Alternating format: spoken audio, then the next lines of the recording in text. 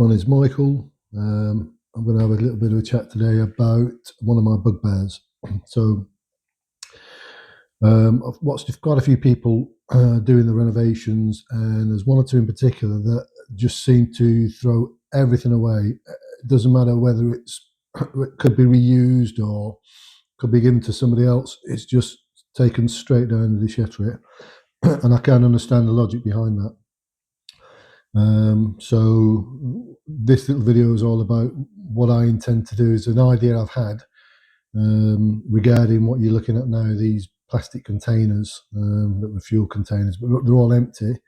And it's either they just go down the déchetterie, which seems just a waste when you consider that it's very difficult to actually recycle plastic.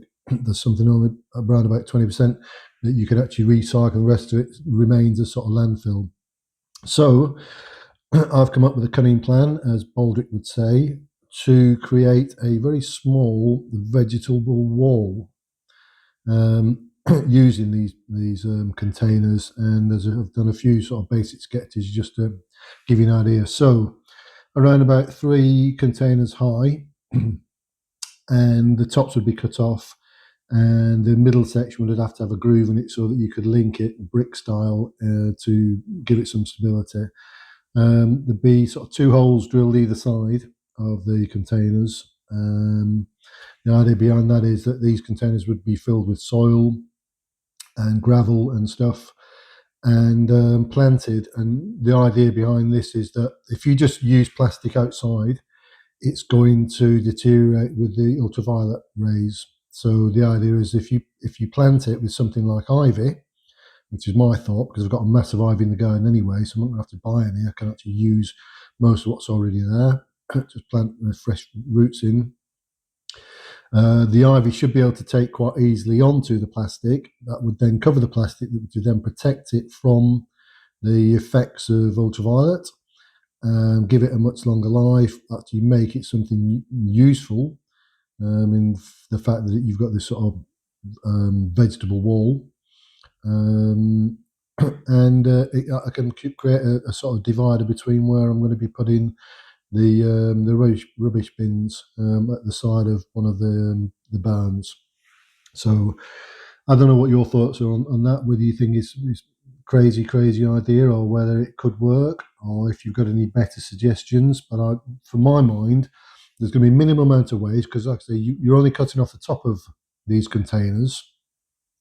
The underside of the second and third row, you just make a groove in the center so that it slots in between the 2 containers that are below it, to give it some stability. They're quite reasonable size, so they will take a certain amount of soil. The soil I don't need to import it either, because I'm going to have to actually dig out part of the garden where it touches, at the rear of the house. The garden soil touches about 60 centimetres or 2 foot higher than the floor level. And there are damp problems in the kitchen already, in the bathroom, invariably because of that. So if I create a trench and create kind of like a French drain, so there's a gap of maybe 30 centimetres or a foot between where the soil ends and where the house begins, it should be able to slowly dry out those walls and help to dry out the interior. The plaster's going to come away anyway, because I think what I'm going to try and do is, throughout the house, because it was originally like a lime mortar and straw mix, I'm going to use the same kind of things there, which will be more eco-friendly. It will help to allow excess moisture to evaporate via the walls, and should give it a fair amount of insulation as well. Anyway, my idea on the wall, the ivy wall, using these containers that you can see slowly being stacked up, or quickly being stacked up. I have to say as well that my brickworking is actually better than what you look at there. This was just an idea of me trying to clear the space, just to give me a bit of a working area for when I come to start the roof. So, like I said, I'd be interested to hear any of your thoughts, whether you think it's a mad idea, whether you think it's a brilliant idea, whether it could save the planet, whether ivy is the best material, the best plant to use. I think it is, possibly because it just grows anywhere.